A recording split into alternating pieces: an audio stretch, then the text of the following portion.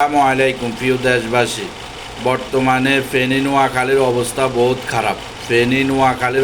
বহুত খারাপ।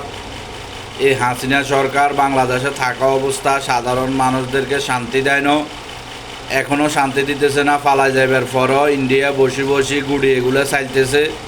অতীতে আগে কোনো সময় আর ইন্ডিয়ার বাঁধ ছাড়ি দেয় না। এখন এই ইন্ডিয়া যায় বসে থাকতে থাকতে এখন ইন্ডিয়ার বাঁধ কেন ছাড়ে? এটার লগে হাসিনা জড়িত আছে। হাসিনার ইন্ধনে এখন ইন্ডিয়ার বাঁধ ছাড়ছে।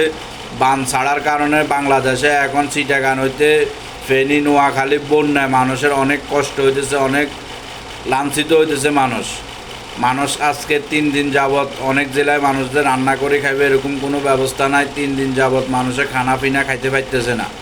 বর্তমানে যারা বাংলাদেশের দায়িত্বে আছেন তারা মোদির লগে ফোনে হোক বা যেভাবে হোক মোদির লগে বসেন যে এরা কেন বাঁধ ছাড়লো, এদের লগে একটা যুক্তি করেন।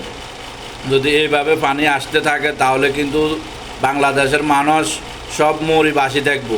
বর্তমানে এখন অনেক মানুষ মারা গেছে, লাশ পানিতে ভাসতেছে। বাংলাদেশের অবস্থা বহুত কঠিন আকারের।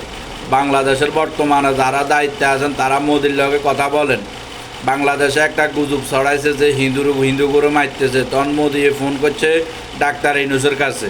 তো ডাক্তার ইউনূসে বলছে না, এরকম কোনো ঘটনা হবে না। এখন ডাক্তার ইউনূসের আপনি ফোন করেন মোদির কাছে যে আপনারা কেন কথাবার্তা ছাড়া আগে বলন ছাড়া আপনারা কেন বাঁধগুলো ছাড়ছেন। এখন বর্তমানে বাংলাদেশে বহুত কঠিন আকারের অবস্থা, বহুত ভয়াবহ। আপনারা মোদির লগে এই ব্যাপারে কথা বলেন, দেখবেন ইনশাল্লাহ একটা সহায়তা হবে। মোদি শেখ হাসিনার যুক্তিতে এখন বর্তমানে বাংলাদেশের দিকে পানি ছাড়ছে। এখন ছাড়া তো বড় কথা না, বাংলাদেশের পরিস্থিতি বহুত ভয়াবহ। বেশিরভাগই চিটাগাং ফেনী নোয়াখালীর অবস্থা বহুত কঠিন আকারের। আপনারা যারা বর্তমানে দায়িত্বে আছেন আপনারা এগুলা যেভাবে হোক মোকাবেলা করেন। বাংলাদেশে অনেক সেলিব্রিটি আছেন, অনেক ইউটিউবার আছেন বা অনেক ভালো মানুষ আছেন। আপনারা দেখছি বিভিন্ন জায়গার যারা বিপদে পড়ে এদের পাশে যায় দাঁড়ান। বর্তমানে ফেনী নোয়াখালীর মানুষ অনেক বিপদে আছে। আপনারা নোয়াখালীর মানুষের পাশে দাঁড়ান। নোয়াখালীর মানুষ অনেক কষ্টে আছে।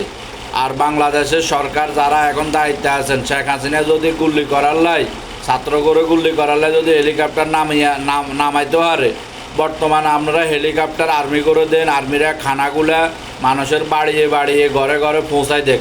মানুষ বর্তমানে খানা অনেক কষ্ট করতেছে, মানুষের রান্না করে খাইব যে এরকম কোনো ব্যবস্থা নাই।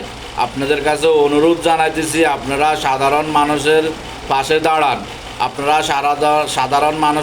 দাঁড়ান। নোয়াখালীর অবস্থা বহুত কঠিন আকারের, বহুত ভয়াবহ। নোয়াখালীর অবস্থা বহুত ভয়াবহ হইতেছে।